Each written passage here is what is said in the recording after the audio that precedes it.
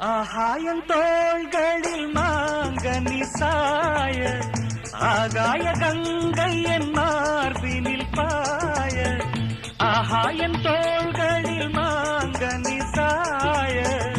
ஆகாய கங்கை என் மார்பினில் பாய கொதித்தது குளிர்ந்தது குளிர்ந்தது வளர்ந்தது நடந்தது மறந்திடு உனக்கு காமன் பாடும் சங்கீதம் காலத்தின் சந்தோஷம் தொட தொட